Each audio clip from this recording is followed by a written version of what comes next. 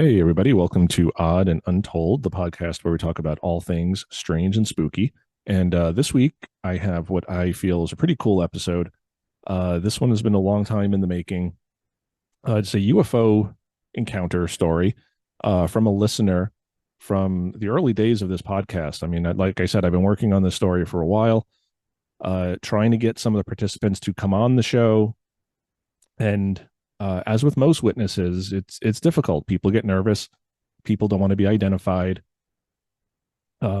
So it's been some interviews and some emails, and I'm finally ready to tell the story. They're finally allowing me to tell the story, so I appreciate it. Everybody who is involved, and there are a number of people involved in this. This is a multi-witness UFO event, which, like I say, with any of these stories, anytime there's a sighting, whether it's Bigfoot or UFO or ghosts or any sort of weird paranormal, supernatural, unexplained activity or event, when there are multiple witnesses who can corroborate the story, that is always much preferred, because you have one person and you can sort of say, maybe you misidentified something, maybe you hallucinating, maybe you were mistaken, maybe you were just scared.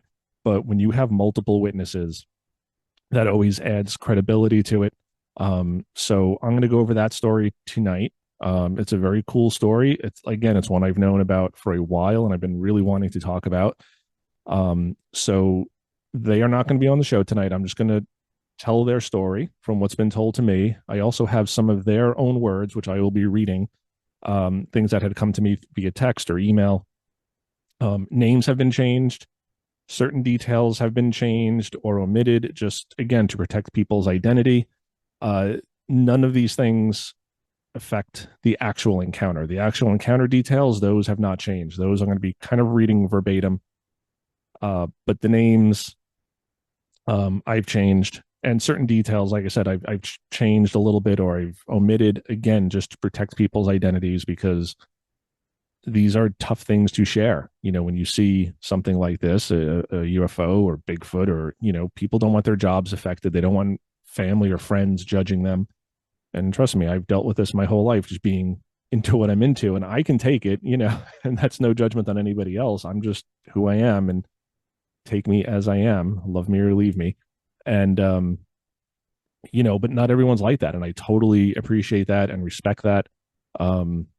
Because most of the people I have on the show, most of these stories that I talk about, whether they've contacted me directly or indirectly, or I'm just finding them on the internet, most of these people are not into the paranormal. They're just living their lives, and then something happens and it changes their life. And they're not looking to do a podcast or a blog or be interviewed for television shows or news segments like I have been. So again, I respect that. I appreciate that. I always want to protect people's confidentiality and their privacy. I appreciate them telling me their story. I have episodes recorded that I did not ever publish because at the last minute, the person said, "Hey, Jason, can you just not publish that? Like I thought I wanted it out there and I really don't." And I never published them. So, I do respect everyone's wishes. And like I said, if you want to come on the show, you're welcome to come on. You can have your camera off. I can change your name, or you can just email me your experience and I can read it, kind of like what I'm going to do tonight. But this is a cool UFO story. It's from the Mohawk Valley region of upstate New York, Montgomery County, and took place probably 15, 20 years ago. We'll get into that. The timing, the dating is a little bit off, as sometimes happens with these things. Again, like I said, as a paranormal researcher, people like us who are like totally into the paranormal, if something happens, we're going to like write it down. We're going to remember it most likely. Whereas for the average citizen who's not looking for paranormal stuff, not into paranormal stuff, it happens. And sometimes they want to forget about it. They don't want to talk about it. And we'll get into that in this story, because there's a little bit of that in this story, some just weirdness of memory loss and things like that. So a very cool story. So I'm going to start by just retelling their story from a broad overview, and then I'll get into some of their written accounts with details, and I'm going to be reading what they said to me verbatim. And and then we can kind of discuss and analyze what they may or may not have seen. So let's get to the story of this UFO encounter in the Mohawk Valley. So before I proceed, I just want to say I can't really say how I came in contact with these people or how I know some of them. They're listeners of the show. I've been talking to them for a while. They are fully vetted. I believe they're credible. Your mileage may vary, whether you're a skeptic, whether you're a believer. Once you hear the story, I'm just saying, to my satisfaction, they have been vetted, and I think they honestly believe what they saw, what they say they saw. They firmly are saying they saw this. Whether you think they're mistaken or misidentifications or whatever, that's up to you. I just wanted to get that out of the way, that I've fully vetted these people, and I have no reason to doubt any of them. So let us move on to the story. So the basic overview of this story is as follows, and as it was told to me, it happened again in Montgomery County. It was in one of the witnesses' homes in their backyard. And there was like a summer party that happened over the summer. So there was like a barbecue, big family, friends, barbecue. And it became evening. So the crowd kind of dwindled, and it got down to like 6 people. So there were 4 family members and then 2 significant others. So now 6 people. And they're sitting out in the yard at night, and there's a fire pit. So they're sitting around a campfire, and there's a line of trees, and then there's like a field. So you can kind of see the sky. And they said the stars were out. Again, they're not exactly sure of the date, but it was evening. It was dark. There were stars. They were all sitting around the campfire.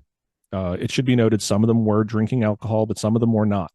And again, you have 6 witnesses all seeing the same thing. And again, skeptics will always throw that out there, like, oh, you were drunk, you were high. Most people who are drunk do not see UFOs or Bigfoot. You have to be really, really, really drunk to hallucinate. But it was a barbecue, so they were drinking, and they weren't, these are adults. They're not kids. They're not teenagers, falling down drunk and, chugging beers and out of funnels. It's a few people drinking, a few not drinking. And they're sitting around the campfire, and they notice a large craft kind of just above the trees, hovering over them. And it was close. It wasn't very high up in the sky. They couldn't really make out a shape, but it was blocking the stars, and it had around the side and underneath, there were red lights, or what some of the witnesses thought were maybe thrusters. And we'll get into some of those details when I read the actual written accounts from some of the witnesses. But they see this craft kind of hovering right above the trees, and it freaks them all out, clearly. It doesn't make much sound.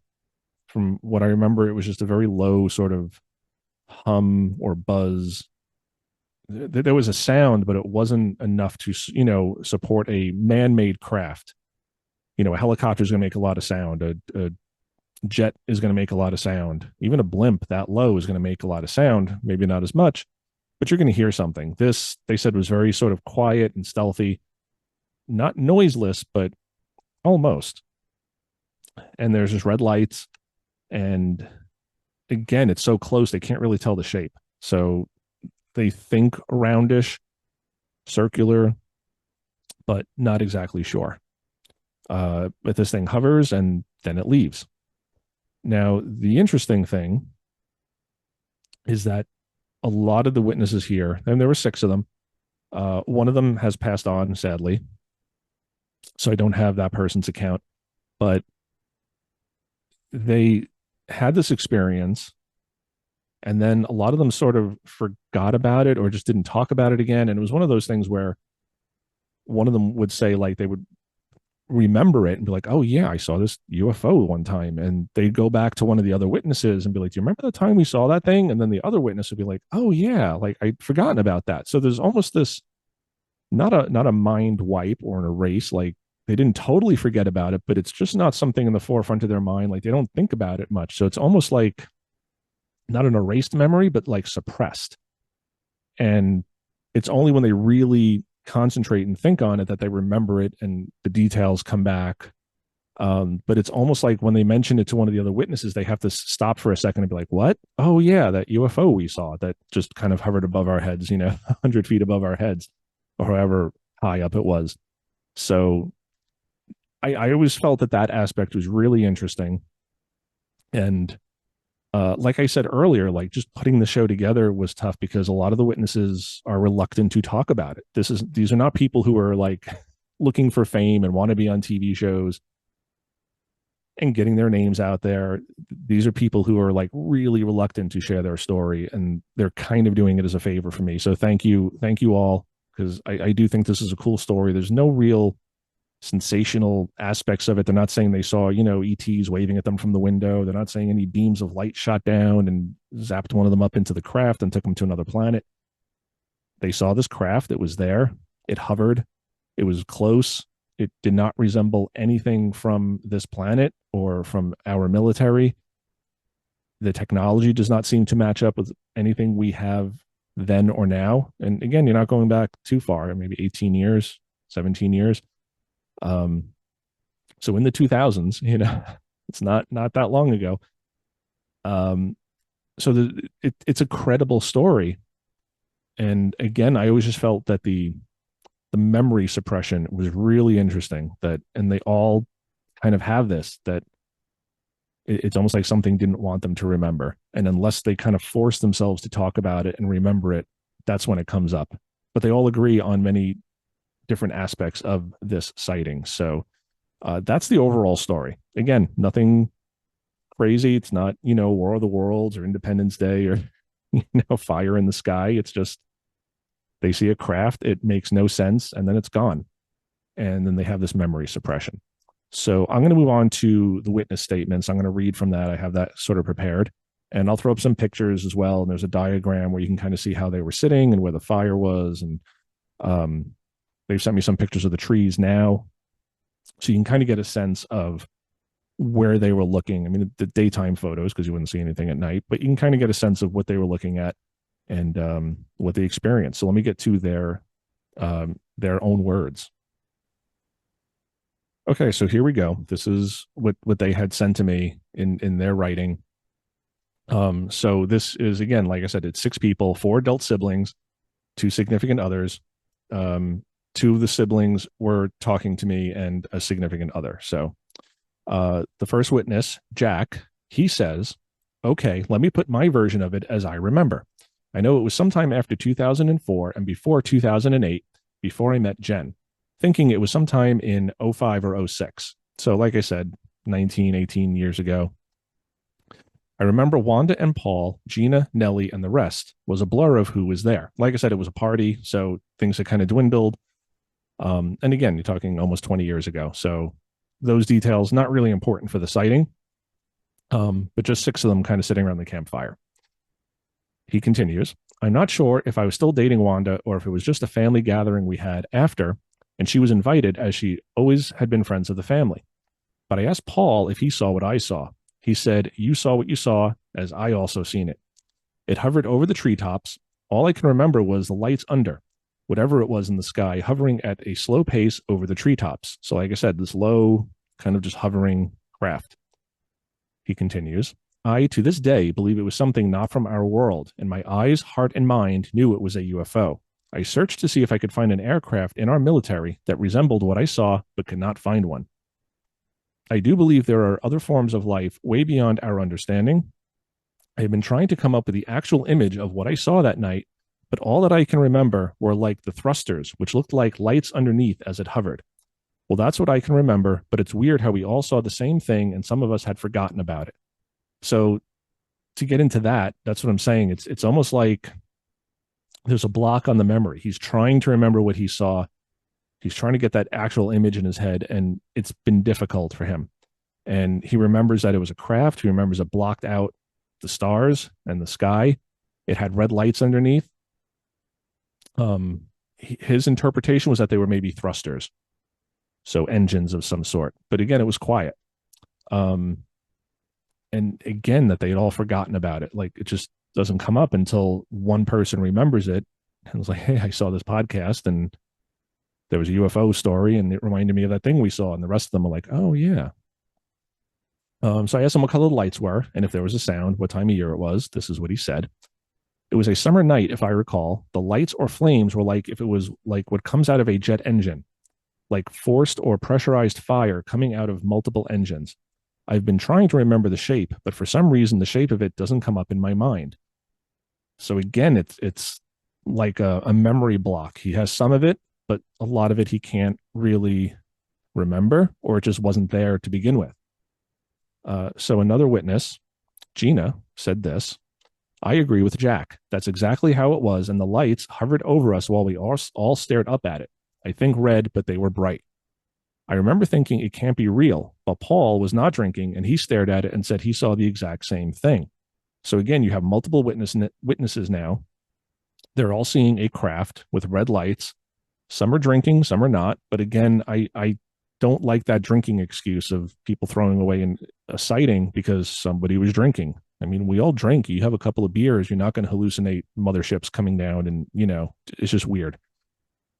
So then Jack goes on to say, I can't recall, but the sound it made caught our attention as we all noticed and saw the same thing. And thrusters do have a reddish color to them as they're so hot. So, you think of the jet engine, like the afterburners, just that like flame coming out of the back. That's what he's recalling. The other witnesses are sort of saying it was lights. So they're all seeing the same thing. But as with any eyewitness account, everyone's going to have their own sort of perception and interpretation. And you have that in crime scenes, when someone sees somebody robbing a bank, what color was his jacket? Someone's going to say blue, someone's going to say black, someone's going to say charcoal. Everyone's going to have a slightly different interpretation. It may all say dark, but was it navy blue, or was it black, or was it charcoal, or was it a dark green? It's up to the individual, but they're all saying this reddish color to the lights. Gina continues, all I can say for sure is that all of us agreed it was some sort of vessel, and we never forget that night. The way it hovered was what had us staring. We only kind of saw lights, but you could see it was a craft of some sort. It was the same color as the dark sky, but the lights were eerie. Like you knew the lights held something. They were trapezoid-shaped lights. It just hovered, and just as we looked up at them, it took off. It was as if you saw it was going to move, and then swoosh, it hovered for what seemed like a few minutes, but who really knows? Could have just been 2 minutes. We all were looking up at it, freaky, but we didn't stop, and we didn't even go inside. We just stared until it was gone. So they're kind of just transfixed by this. And you hear a lot of this in UFO accounts, especially like with the black triangles and the boomerang shaped UFOs over the Hudson River Valley in the 80s and just all over, that they don't really see the structure of the craft, but they know like the lights are arranged in a certain way where they know it's attached to something. The lights were held by something. They weren't, it wasn't just like all the lights they saw were each individual crafts. This was one big craft, and it seems to be black. It's the same color as the sky. You just can't see the stars behind it. And they remember that night, but again, it's it's only like when someone mentions it. So it's a weird memory suppression that they all seem to have. So that always strikes me. Jack added, I thought it just hovered slowly over the trees and it just went by and we couldn't see it anymore. I do remember Gina saying it's the mothership. So big, this is a big thing. It's hovering, it's low, it's not zooming by. There's no loud engines. They're seeing these lights that look like thrusters, but they're not really hearing anything. So then another witness, Wanda, said this. Same as they said, it hovered and was large. After it went away, there were other lights darting in the sky. We wanted to grab the telescope, but there was not time. Definitely never seen anything like it till an article a few weeks ago. And I'll see if I can link to that down below as well. I remember sitting around the fire and we were all like, what is that? Definitely not military. I wish I could draw a picture of it, still fresh in my mind. The other lights were like some sort of security around it, is my thoughts. So again, almost like a mothership with smaller lights around it is what she's saying she remembers. Lights were red, but not bright. It came over us before we seen it. We were looking out over the fire pit. It had to have come over us for us to see it over the field. I don't recall noise. It was not loud. It was stealthy. It was large. We called it the mothership. It was definitely over the field.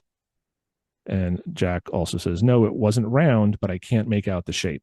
So a little discrepancy over the shape. They can't really pinpoint a shape. Uh, Not round, but they can't really get the shape.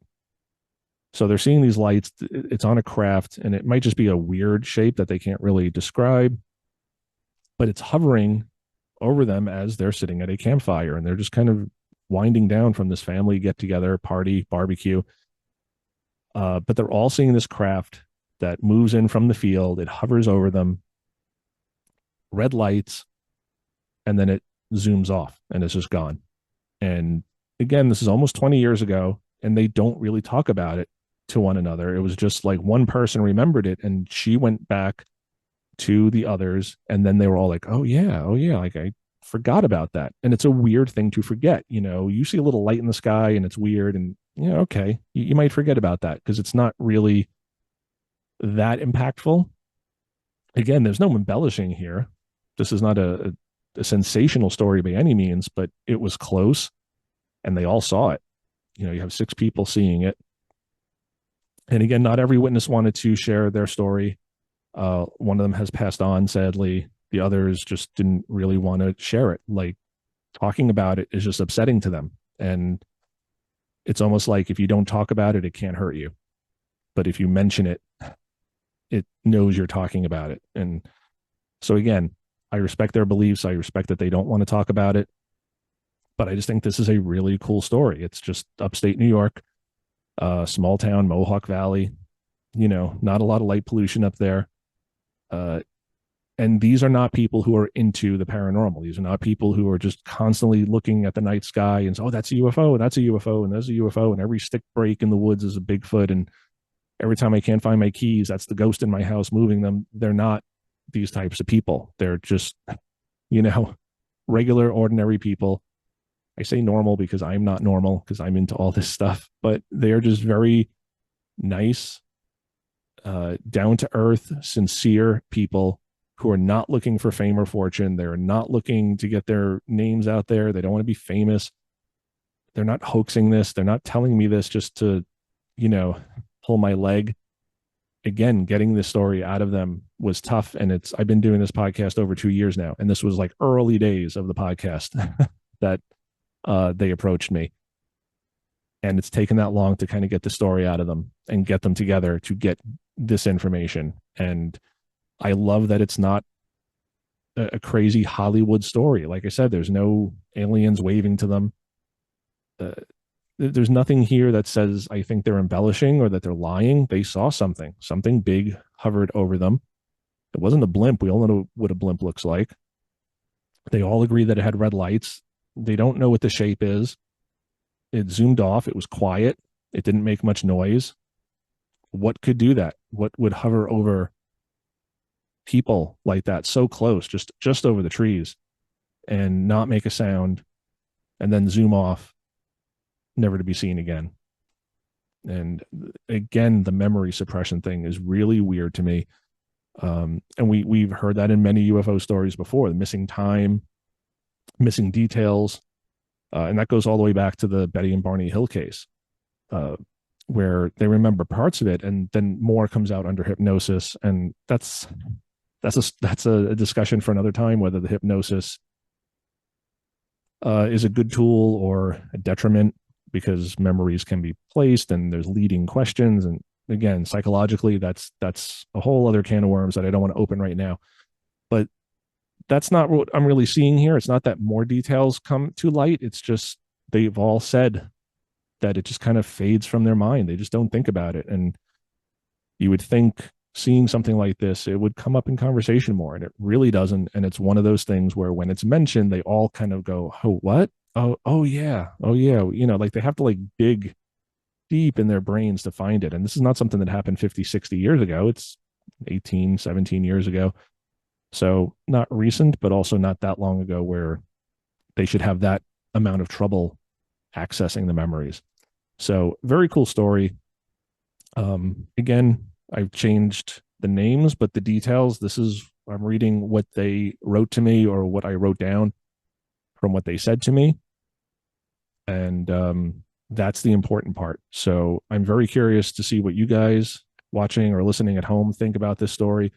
To me, this is like the perfect UFO story because there is no embellishment. There's none of that Hollywoodization of it. The witnesses are as credible as they come. These are not weird people. These are just very normal, good people, smart people who experience something that they don't even really want to talk about, but they are, as a favor to me. And that's all it is. It's a favor to me just because they feel like I should get the story out there, but they want no credit. They don't want to be known.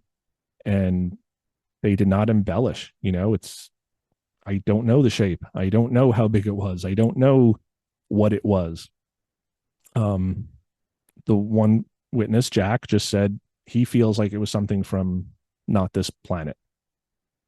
So we can delve into that a little bit. So what we have to remember too is that UFO stands for unidentified flying object, and this was a UFO. It's unidentified. It was flying, and it's an object. It had lights. It had a structure. It was flying above them, and it's unidentified. That doesn't mean that it's alien or extraterrestrial or interdimensional or paranormal or supernatural. It could have been a military aircraft. Who knows? I just don't know why the military would take an experimental aircraft and fly it over a fire pit after a barbecue in someone's backyard. So very strange to me that that would happen. Um, but I'm curious to see what you guys think because I like this story. They definitely saw something, whether it was from another planet. Uh, that remains to be seen. It definitely sounds like it's not something that we could have built here on Earth, but who knows? But they saw something. I'm 100% convinced that they saw something. They saw a craft that hovered that had red lights. Beyond that, I don't know. I don't know where it came from. I don't know what its purpose was. I don't know who built it. Is it from Earth? Is it from another planet? Is it from another dimension? Did it come through a portal with some Bigfoot? I don't know. But these are credible people, credible witnesses. Some of whom are still afraid to even talk about it. Like I said, it's almost just like mentioning it will conjure it back, and they don't want to see it again. It upset them that much. So it makes you wonder, like, what did they see? And you hear this in a lot of UFO reports. You hear this in a lot of Bigfoot sightings. They don't want to see it again. They don't, they saw it. They don't want to talk about it. Sometimes they have to tell somebody, and it's like they'll tell one person and that's it. They don't want to ever talk about it again because it affected them so deeply. And does that mean that it was actually an ape man? Does that mean it was actually a craft from another planet? No, not necessarily, but they saw something that deeply affected them. And that to me alone is just so fascinating that you saw something as an adult. You're not a kid. You're not 5 years old. You're not fall down drunk. You're not on mushrooms and heavy drugs. You're just enjoying a barbecue and this thing hovers over your yard. What was it? Especially to the point where it freaked you out and your own brain is, and I'm not saying that the craft did the memory suppression or if it's their own, self-defense mechanism psychologically that they just don't want to think about it. They don't want to remember. I don't know, but that type of stuff, especially as a psychology major, someone who has a degree in psychology, that fascinates me that they saw something and it traumatized them almost, to the point of they don't want to think about it. They don't want to talk about it. They don't want to relive it. A lot of people, I want to see Bigfoot. I wish I could see a UFO. Be careful what you wish for, because a lot of people who do see these things, they then wish they hadn't. So let me know what you guys think in the comments below. I'm just curious to hear your thoughts. I know a lot of you are regular commenters, Fly Spec Cafe, Charlotte J, all you guys, just anybody listening. I'm just curious to hear what you guys think they saw. And it's hard to say, it's just a dark black or gray craft with red lights or thrusters that moved fairly silently. Who knows? So yeah, let me know what you guys think down below. If you have a story you want to share, just like this one, I'll keep you anonymous. I'll change names. You can just write it out to me and I'll read it. We can talk on the phone and I can just relay it. You can be on the show. I can hide your face. Any number of things. Shoot me an email, jason@oddanduntold.com, and we can make arrangements. And again, I question everything. I do. And that's kind of the tagline of this show now, is just question everything. That doesn't mean you're a skeptic. That doesn't mean you don't believe the people telling you the story. Like I said, I 100% believe they saw something. Do I believe they saw an alien spacecraft? I don't know. I don't have enough data. I don't have enough information. I wasn't there. I can't say. So just because I question what they saw doesn't mean I question them. I don't. I 100% believe that they saw something. Credible people, good people, smart people. These are not, what the skeptics would have you think of, oh, they're drinking. And no, these people saw something and they can't explain it. And I can't explain it. So yeah, if you want to be on the show, shoot me an email, jason@oddanduntold.com. Question everything, everybody. Always question things. Don't just blindly accept. That is not a disrespect to any witness. That is not a disrespect to any experiencer. It's just, we're all trying to find the answers here. So we will see you next week, everybody.